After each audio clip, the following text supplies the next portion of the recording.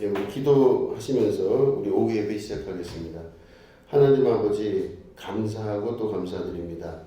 하나님께서 우리에게 이렇게 예배 드릴 수 있는 처소와 예배 드릴 수 있는 시간을 주시고 또한 주님 전에 나올 수 있는 용기와 힘도 주신 거 감사합니다. 이 시간은 주님의 시간입니다. 우리와 함께하여 주시고 이 시간 주님의 말씀 함께 나눌 때 피차간의 은혜가 될 수 있도록 성령 하나님 역사하여 주시옵소서. 감사드리며 예수님의 이름으로 기도드립니다. 아멘.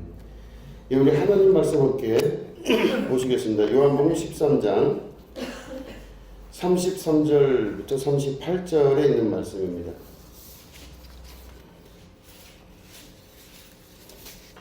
예, 요한복음 13장 33절부터 38절을 우리 교독하도록 하겠습니다. 작은 자들아, 내가 아직 잠시 너희와 함께 있겠노라. 너희가 나를 찾을 것이니 일찍이 내가 유대인들에게 너희는 내가 가는 곳에 올 수 없다고 말한 것과 같이 지금 너희에게도 이르노라. 새 계명을 너희에게 주노니 내가 너희를 사랑하는 것 같이 너희도 서로 사랑하라. 너희가 서로 사랑하면 이로써 모든 사람이 너희가 내 제자인 줄 알리라. 시몬 베드로가 이르되 주여 어디로 가시나이까? 예수께서 대답하시되 내가 가는 곳에 너희가 지금은 따라올 수 없으나 후에는 따라오리라. 베드로가 이르되 주여 내가 지금은 어찌하여 따라갈 수 없나이까? 주를 위하여 내 목숨을 버리겠나이다. 예수께서 대답하시되 내가 나를 위하여 내 목숨을 버리겠느냐? 내가 진실로 진실로 내게 이르노니 닭 울기 전에 내가 세 번 나를 부인하리라. 아멘. 네, 오늘 우리 33절부터 38절 같이 읽었습니다. 예수님께서 그 작은 자들아, 내가 아직 잠시 너희와 함께 있겠노라. 그 다음에 너희가 나를 찾을 것이나 일찍이 유대인들에게 말했듯이 내가 가는 곳에 너희도 올 수 없고 그들도 올 수 없다라는 예언적인 말씀을 하십니다. 예수님의 죽으심을 미리 예언을 하신 것이죠. 그런데 이제 이 부분은 예수님의 죽으심을 예언했다고 보는 경우는 우리가 이제 모든 걸 다 알기 때문에 십자가에 달리셨고 죽으시고 부활하신 걸 다 안 상태에서 이거를 이제 보면 그렇지만 물론 이제 그 당시 사람들도 예수님의 죽고 부활하신 걸 알았죠. 특별히 요한복음이 쓰여질 때는 그랬습니다. 그런데 요 안에서 자세히 보시면 예수님이 강조하는 바가 내가 죽는다라고 하는 사실보다는 다른 그 마태, 마가, 누가복음하고는 조금 다르게 죽음을 예언하시면서 유언을 말씀을 하십니다. 그러니까 요 구절은 예수님이 이렇게 죽을 것이다라는 걸 예언했다기보다는 유언을 말씀하시려고 강조를 하셨다고 볼 수 있어요. 그래서 이렇게 내가 이제 그렇게 너희들이 따라오려고 해도 따라올 수가 없는 곳으로 내가 갈 것이다. 그런데 34절부터 그래서 이제 유언을 말씀을 하시죠. 새 계명을 너희에게 주노니 서로 사랑하라. 내가 너희를 사랑하는 것 같이 너희도 서로 사랑하라. 너희가 서로 사랑하면 이로써 모든 사람이 너희가 내 제자인 줄 알리라. 이 말씀을 하시려고 앞에 있는 걸 말씀하신 겁니다. 그러니까 결국에는 예수님의 유언이라고 하면 마지막 남겨진 말씀이에요. 그럼 이걸 들은 제자들은 그것들을 이루어야 되는 의무가 있는 겁니다. 그래서 유언이 가지고 있는 힘은 굉장하죠. 이제 우리 선친께서 혹은 우리 부모님 조상 중에 어떤 분이 돌아가실 때 마지막으로 남겨놓으신 그 말씀이 굉장히 큰 파장을 일으킵니다. 어디나. 그래서 그 마지막 유언 그리고 유언은 자손들이 꼭 지켜가고 이루어 가야 될 아주 중요한 평생의 덕목이 됩니다. 그래서 마지막 유언을 어떻게 해야 되냐 이게 굉장히 중요한데 특히 예수님은 뭐라고 마지막 유언을 말씀을 하셨다고 요한은 이해하고 기록했냐면 서로 사랑하라 이게 유언입니다. 그러니까 최대 목표는 서로 사랑하고 또 내 제자인 줄 너희가 서로 사랑하면 내 제자인 줄 알 것이다 이렇게 말씀을 하셨어요. 결국엔 서로 사랑하라는 게 최대의 유언이며 최고의 가치가 되고 우리가 지켜나가야 될 최대의 정목이 되는 겁니다. 그러면 이 사랑이란 말이 그럼 너무 포괄적이잖아요. 뭘 사랑하냐? 뭐 나를 사랑할 수도 있고 내가 또 사랑하는 것들이 또 있고 그 뭐 여러 가지가 있죠. 그런데 내가 좋아하는 것과 내가 사랑하는 것 이런 것들을 사랑하라 이런 뜻으로만 볼 수는 없는 겁니다. 이게 바로 뭐냐면 성경이 전체적으로 맥락을 같이 하고 있는 율법이 아닌 새 율법, 새 계명에 관해서 말씀하고 계시는 겁니다. 새 율법, 새 계명은 전에 말씀드린 대로 기존 계명은 율법입니다. 율법은 그 사람의 죄를 털어내야 됩니다. 그래서 그 사람이 분명하게 숨겨놓은 깊은 곳의 죄라도 드러내서 그 죄로 말미암아 그 사람이 죄인 되고 상대적으로 하나님의 의의가 드러나는 거예요. 하나님은 완전하시고 사람은 완전하지 않다 이겁니다. 하나님은 깨끗하시고 사람은 악하고 더럽다 이거를 드러내는 게 율법이에요. 그러니까 율법은 율법 자체로는 선합니다. 왜냐? 그 사람이 죄인됨을 증거하고 드러낼 수 있기 때문에 그 기능적으로 볼 때는 율법 자체는 나쁜 게 없어요. 완전하고 완벽해 보입니다. 그래서 그걸 통해서 하나님의 선하심이 증거가 되면 악한 마귀 사단의 역사, 다시 말해 이 땅에 그 근거를 두고 있는 모든 그죠 공중 권세자 보면서 땅에 그 근거를 두고 있는 많은 악한 것들의 생각들이 거룩한 하나님과 비교가 되고 대비가 됨으로 말미암아 악한 것을 악하게 만들어내는 마귀 사단의 권세가 법적으로 또 윤리 도덕적으로 사회 규범적으로라도 그들은 죄인이고 처벌받아야 된다는 걸 증명하는 거예요. 그죠? 그렇기 때문에 사탄의 역사가 사람 안에서 계속 역사를 하면서 죄를 짓게 하고 또 다른 죄를 짓게 합니다.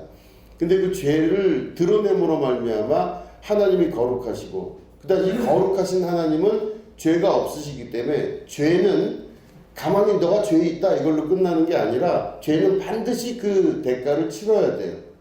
죄를 진 사람은 대가를 반드시 치러야죠. 그렇기 때문에 죄에 대한 대가를 치르기 위해서는 반드시 사망이라고 하는 그리고 최후의 멸망이라고 하는 것들이 인간에게 주어질 수밖에 없는 겁니다. 그러니까 율법은 그걸 하는 거예요.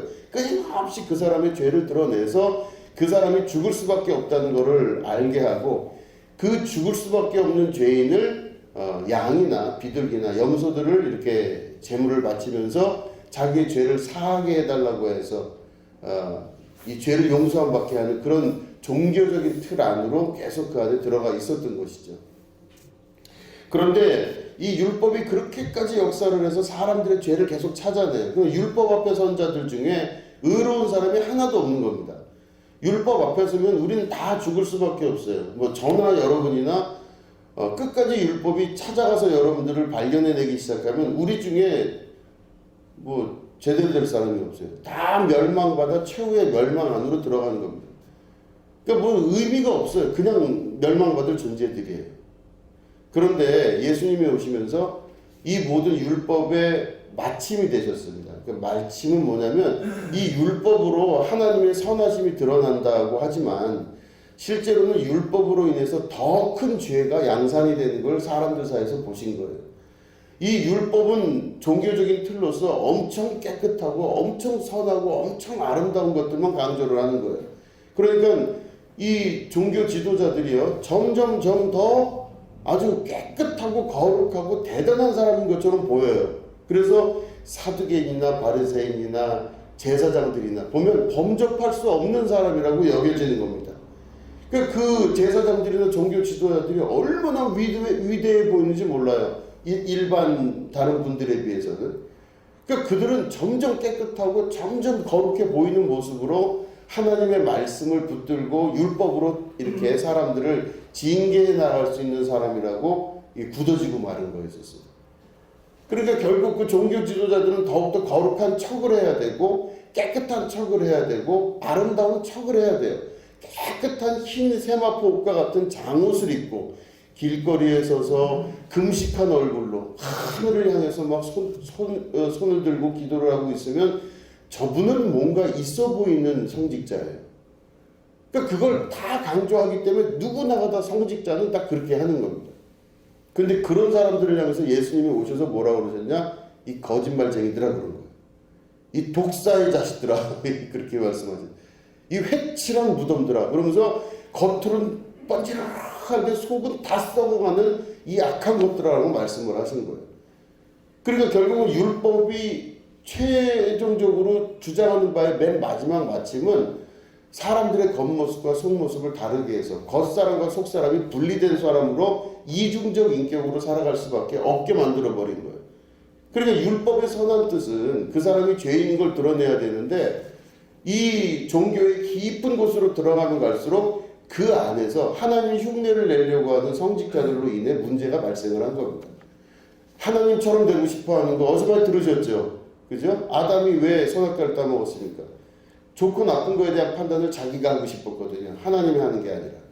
그러니까 결국엔 성직자들 안에서 그런 일들이 벌어지고 그런 거짓 모습, 겉으로 보여지는 모습에 익숙한 삶으로 살다 보니까 사회 전체가 하나님 대신 성직자를 보는 거예요. 저 정도면 하나님처럼 거룩하다 이렇게 보는 거예요. 아니라고 그러신 거예요. 예수님은. 그게 아니라고 그래요. 그래서 이 땅에 오셔서 율법의 마침이 되셨어요. 더 이상 율법이 작용하거나 율법이 일하지 못하게 하신 겁니다. 예수님이 오셔서 그래서 한 게 바로 뭐냐면 그 당시는 계속 사람들의 잘못을 찾고 죄를 찾는 일에 모든 게 아주 익숙해요. 뭐 그러면 요만큼이라도 먼지만한 거라도 나오면 그 사람이 죄인 될 수 있는 걸 계속 율법을 통해서 찾아냈는데 예수님이 오셔서 그걸 딱 마치고 이제는 그 사람 안에 있는 의를 찾기 시작해요. 그럼 예수님이 하시는 건 뭐냐면 그 사람을 죄인 만드는 게 아니라 죄가 있음에도 불구하고 그 죄를 모른다 하시고 그 안에 있는 의를 찾기 위해서 계속 예수님은 일하시는 거예요. 그 사람이 비록 병자라 할지라도 그러니까 그 당시 왜냐면 병자는 죄를 많이 져서 죄를 많이 졌기 때문에 그 병이 생겼다 이렇게 보는 거예요. 그러니까 이 사람이 이렇게 된 이유가 뭡니까? 그럴 때 이 사람 조상의 죄입니까? 아니면은 이 사람이 잘못해서 그런 겁니까? 이렇게 아픈 겁니까? 그럼 뭐라 그래 예수님이? 아니다. 하나님의 영광을 드러내기 위해서 지금 이렇게 됐다. 예수님 전혀 다른 말씀하시는 거예요. 그 당시 사람들은 다 그 병이나 이런 것들이 있는 이유는 죄 때문에 그렇다고 생각을 했거든요. 그래서 예수님이 오셔서 사람들을 치료하시자 이렇게. 그래서 병든 자들을 낫게 하시고 이런 일들을 계속 하시는데 병든 자들을 낫게 하는 거에 이 내용이 자꾸 나오는 이유는 그 당시에 의사도 있었어요. 그래서 혈루병 걸린 여인이 오래도록 의원들을 찾아 나갔지만 고침을 받은 일이 없다고 되어 있습니다. 그러니까 의사들이 없었던 시대가 아니라 있었어요. 그런 모든 것들이 있음에도 불구하고 예수님이 왜 그렇게 하셨냐면 병 자체보다 이 병이 왜 걸렸다는 거에 대한 사람들의 머릿속 구조가 그렇게 돼 있던 거예요. 죄가 있으니까 이렇게 됐다. 그러니까 벌 받는다 이렇게 본 거예요, 사람들. 근데 예수님은 그런 사람들을 향해서 이 사람들의 병을 고치심으로 말미암아 이 사람들이 죄가 있는 게 아니다. 이 사람들 안에 하나님의 의가 있다. 이걸 자꾸 드러내시는 거거든요. 그러니까 예수님이 복음서에 다 보시면요. 죄가 없다. 내 죄가 사함을 입었다. 너는 죄가 없다. 이제는 돌아가서 다시는 죄를 짓지 말라. 이렇게 계속 말씀을 하시는 거예요. 그러니까 예수님이 하신 주된 건 뭐냐면 그 사람 안에 있는 죄를 없이 하시는 일을 하신 겁니다. 예수님 믿으면 그래서 무슨 일이 벌어지냐면 우리가 죄 용서함을 받고 하나님의 자녀가 되는 구원의 역사 가운데로 들어가게 되는 거예요. 그럼 결국에는 우리의 죄가 사라지게 되고 의가 드러나게 되는 겁니다. 그럴 때 우리 안에 무슨 의가 있겠어요? 의는 하나도 없죠. 내 스스로 볼 때 무슨 의가 있겠어요? 그런데 아무리 뒤져봐도 나는 의로운 게 없을 것 같은데 하나님은 내 안에 있는 그 의로운 게만큼 겨자씨만한 그거 하나라도 찾아내셔서 우리 예수님이 구원의 길 가운데로 우리를 이끌어 가시는 것입니다. 그래서 최후의 심판대 앞에 서게 되면 하나님이 계시고 그 옆에 예수님이 서 계신다고 돼 있어요. 그럼 우리가 그 앞에 가게 되면 예수님이 우리를 위해서 변론하시고 변호하신다고 되어 있거든요. 그럴 때 예수님을 우리가 믿고 의지한 자들은 바로 우리에게 있는 죄를 보지 아니하시고 우리에게 있는 보이지 않든 보이든 아주 작은 의를 찾아내셔서 그거를 통해 구원의 역사를 이루게 하신다는 겁니다. 그러니 그 모든 것들이 결국엔 사람의 그 속살같이 들어가서 복음이 하는 일이 바로 뭐냐면 우리 안에 있는 작은 의를 찾아내시는 거예요. 그래도 쟤는 괜찮다. 그래도 쟤는 괜찮은 아이다. 이거를 찾아내시는 거예요. 그리고 이 복음은 우리에게 얼마나 큰 기쁨인지 몰라요. 그렇죠? 율법은 죽음으로 갈 수밖에 없게 만듭니다. 율법은 마지막에 죽음에 저 인간은 안 돼 이거예요. 아무리 해봐라 저 사람이 되겠나? 안 된다는 거예요. 그 사람 아무리 해도 그 사람은 바꿔질 리도 없고 안 된다는 거예요. 그 율법이에요. 율법은 그래서 고정적이고 정해진 틀이 있어요. 그래서 그 사람 안 된다는 겁니다. 근데 예수님의 용서와 예수님의 사랑의 복음은 그 사람 안에서 그 사람이 될 것을 끊임없이 찾아서 그 사람과 대화하고 이해하면서 그 한 생명이 하나님의 창조 섭리의 처음의 원형의 모습으로 돌아갈 수 있도록 계속 하는 거예요. 그 교회가 그걸 하는 겁니다. 그래서 다 이 사람 저 사람이 안 된다 그러고 뭐 이 사람 저 사람이 뭐 그랬다 하더라도 그 안에 계속적인 말씀 안에서의 양육이 되면 내가 그렇게까지 안 될 줄 알았는데 하나님의 도우심으로 되게 되는 거예요. 환경이 그 사람을 다 만들어가요. 우리가 아는 사회는. 그럼 저 사람이 저런 환경에서 뭘 하겠어요? 라고 생각할 때 있죠. 아이고 저런 환경에서 뭘 하겠어요? 그러면 아이고 예언의 능력이 없어도 대충 알아요. 그렇죠? 아이고 쟤 보니까 앞으로 이렇게 되겠구만. 느낌상으로 올 때가 있잖아요. 그러면 율법의 눈을 가지고 있으면 그 사람 안 되는 거 알아요. 처음부터. 기대도 안 해요. 소망도 안 가져요. 그냥 놔둬버려요. 뭔 말을 하든 그걸 듣고 그냥 흘려버려요. 그런데 내 마음이 예수 그리스도의 마음으로 변하기 시작하면 어떤 일이 벌어지냐면 그 사람 안에서 아주 작은 실마리라도 희망을 찾기 시작해요. 야, 이런 면이 있었구나. 그리고 그와의 대화를 통해서 생명의 일어남이 나타나기 시작해요. 그러면 본인들도 자기 의식하는 것도 있지만 무의식 중에 자기는 이런 사람이다라고 생각을 대부분 하거든요. 어린아이서부터 나이가 많이 드신 분들 다 무의식적으로 자기 스스로에 대해서 생각하는 부분들이 있어요. 근데 자기 스스로를 규정 내리고 정의 내렸던 그런 부분들이 복음 안에서 보면 다 변화가 되고 바뀌게 되고, 그래서 그 사람 안에서 자기도 발견하지 못한 자기를 발견해서 그를 위해서 기도하고 그를 위해서 대화하고 그와 함께함으로 말미암아 그가 막 일어나게 되는 거예요. 막 일어나게 돼요. 그러니까 진짜로 중요한 건 바로 뭐냐면 세상에 둘도 없는 똑똑한 율법이 그 앞에서 아무것도 못하거든요. 그 사람을 살리는 일은 단 1도 도움이 안 돼요. 그 사람 안에서 역사하는 그 생명의 기운을 율법은 절대로 할 수가 없어요. 세상 둘도 없는 과외 선생이라 할지라도요. 세상에 뭐 하버드대 아니라 서울대를 몇 개씩 나온 사람이라도 그 사람 공부를 못 가르쳐요. 왜? 내가 똑똑하니까 똑똑한 율법 안에서 이 사람 볼 때 바보거든요. 이건 안 되거든요. 그러니까 계속 내 입장에서 이걸 이끌어야 돼요. 안 되는 거예요. 근데 생명의 성령의 법이 그 안에 들어가기 시작하면 어떤 일이 벌어지냐면 다른 거 다 상관없어요. 뭐 이 사람 조건이 어떻건 뭐 옛날에 공부를 잘했건 못했건 뭐가 아무 상관없어요. 그녀는 오로지 그 안에 있는 생명만 바라봐요. 그러고 나서 계속 긍정해주고 이야기하고 함께 나가요. 그러면요 그 죽을 것 같았던 그 씨앗이 싹 꽃이 피기 시작해요. 뿌리가 싹 내려오고 꽃이 싹 펴요. 정말 이해할 수 없는 일들이 벌어지기 시작해요. 그러면 상상도 못했던 그 안에 있는 생명들이 솟아나기 시작해요. 예수님의 생명의 성령의 법이 그거예요. 그래서 예수님 법은 그 사람 안에서 똑똑하고 율법적이고 정해진 틀 안에서 그 규격화시켜서 그 사람을 만들어내서 자르려고 하는 게 아니라 그 사람 안에 있는 요만한 아주 작은 생명, 그 씨앗 하나라도 찾아내고 그걸 가지고 계속 이거를 일으키는 거예요. 예수님 제가 할 수 있을까요? 할 수 있지. 걱정하지 마. 그 주변 사람들이 그러는데 너는 이렇고 저렇고 이렇고 저렇고 해서 못할 거라고 하는데 아니야, 그 사람들 다 바보들이야. 예수님이 너와 함께 하시는데 전혀 문제가 없어. 그래서 그 사람 안에서 생명이 계속 움트게 합니다. 그럼 이게 점점 자라나서 상상할 수 없었던 결론으로 가요. 그전에 굉장히 잘하고 율법적이고 똑똑하고 뭐 뭐든지 다 할 것 같았던 그 사람은 그 틀 안에서 그걸 벗어나지 못하고 끌려가는 자로의 삶을 살게 되는데, 이 안에서 새롭게 자라난 사람들이 다시 태어난 사람이 돼요. 완전히 다시 태어납니다. 생명의 역사가 그 안에 나타나기 시작해요.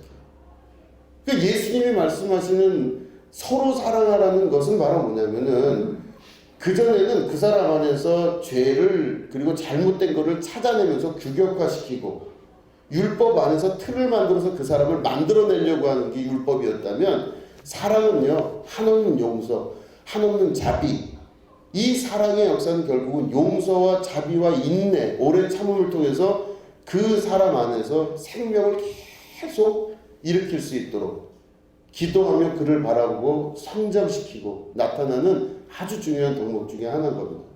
그리고 교회는 바로 그런 일을 하는 곳입니다. 생명의 성령의 법이 죄와 사망의 법에서 우리를 해방하게 되는 역사가 나타나게 되는 것이에요. 그래서 끊임없이 만나고 서로 대화하고 이런 일들이 일어나게 되는 겁니다. 그럴 때 생명이 그 안에서 움트고 자라나게 되어 있어요. 왜 잘못한 걸 모르겠습니까? 뭐가 잘못되어 있고 뭐가 잘된 거를 왜 모르겠어요? 누구나 다 알고 있죠. 그러나 누구나 다 볼 수 있는 그런 것들로 그 사람을 규정해버리는 게 아니라 그 안에서 정말로 기뻐할 수 있는 것들을 찾아내므로 말미암아 그가 살아나는 걸 경험할 수 있게 되셔야 돼요. 그죠? 그러면 여러분들도 바로 교회이신과 동시에 예수님의 제자들이시잖아요.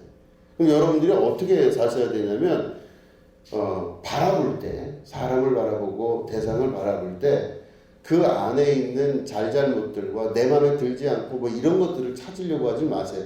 어차피 나는 내 눈앞에 뭘 갖다 놔도 다 마음에 안 들어요. 조금 시간 지나면 우리들은 다 약해서요, 금방 지겹고 지치고 짜증나고, 맨 처음엔 좋은 줄 알았더만 시간 지나고 이게 아니구나 이러면서 막 우리 안에서는 그런 것들이 계속 그냥 막 이 속성이 율법의 속성, 죄의 속성, 이 마귀 사단의 권세에서 노임받지 못한 그 속성이 계속 나와요. 오래 참지 못하고요. 자비, 양성, 충성, 온유, 절제 절대 없습니다. 단칼에 그냥 뭐 이루고 싶은 마음이 막 들 때가 있어요. 그런데 예수님의 사랑이 내 안에 있기 시작하면 우리가 어떤 대상을 바라볼 때나 사람을 바라볼 때 내 안에서 사랑으로 볼 수 있도록 계속 이게 나타나기 시작해요. 사랑은 용서와 동시에 오래 참음과 이해, 이 모든 게 다 뭐예요? 성령의 9가지 열매에 포함된 겁니다. 성령은 그리스도의 영으로서 우리 안에서 역사하시는 힘들이에요. 그러면요, 전혀 안 될 것 같아요. 원래는 그냥 놔두면 다 죽죠. 그죠? 이 씨앗이 길바닥에 버려져 있으면요, 새가 쪼아먹든지 말라 죽든지 죽어야 돼요. 원래는 인간도 원래 그런 거예요. 우리도 똑같아요. 우리도 그냥 길바닥에 안 있는 것처럼 그냥 죽어요. 그냥 그 환경에서 어떻게 하겠어요? 살아날 방법이 없다니까요. 그러니까 그 환경이 이야기하는 것들과 율법이 이야기하는 것들을 듣고 자란 사람들은요, 죽어요. 멸망입니다. 그거는 누가 말하지 않아도 그냥 그 사람이 어떻게 될지를 대충 지금부터 봐도 앞으로 몇 년이 어떻게 될 것이다 예언이 돼요. 예언이. 그런데 예수님 안에 있잖아요. 그러면요, 다 죽어가던 사람이 살아나기 시작해요. 완전히 끝났다고 생각하는 사람이요, 부활의 역사가 나타나기 시작해요. 그냥 아주 그냥 뻗창 말라서 여기서 무슨 생명이 있겠나 싶은 요만한 씨앗 하나가 엄청나게 큰 나무로 성장하는 걸 경험하게 되는 겁니다. 이게 바로 예수님의 역사이며 예수님의 신앙에 우리를 향해서 가르치신 역사예요. 그렇기 때문에 사랑하는 여러분들이 되셔야 됩니다. 사랑하셔서 예수님의 그 뜻을 이어받을 수 있는 그 유업을 이루어 나갈 수 있는 우리 교회가 되셔야 될 줄로 믿습니다. 율법의 교회가 아무리 크고 대단해 보여도 그 모든 율법으로 살아가는 사람들은 최후에는 멸망에 도달하게 될 겁니다. 다 망할 거예요. 다 망하고 죽음으로 갈 수밖에 없습니다. 그러나 생명의 성령의 법인 그리스도 우리 예수님의 사랑의 법 안으로 들어오시면 가는 길이 비록 험난하더라도 최후에는 승리하게 되고 새로운 생명으로 거듭나게 되는 부활하는 축복의 역사가 있게 되는 것이죠. 여러분들 우리 안에 예수님이 말씀하신 이 사랑의 복음을 잘 간직하셔서 실생활에서 살아갈 수 있도록 또 적용할 수 있도록 살아가시게 되기를 주님의 이름으로 축원드립니다. 기도하겠습니다. 하나님 아버지 감사합니다. 우리에게 주신 사랑의 율법, 이 율법을 가지고 생명을 살리고 또한 나 스스로도 살아나가며 많은 사람들에게 빛과 소금 역할이 감당될 수 있는 축복의 자녀들로 삼아 주시옵소서. 오늘도 이 오후에 우리와 함께 하신 주님을 찬양합니다. 이 말씀을 우리가 듣고 이제는 주님의 말씀대로 살아갈 수 있는 새로운 용기도 허락하여 주시옵소서. 감사드리며 예수님의 이름으로 기도드립니다. 아멘.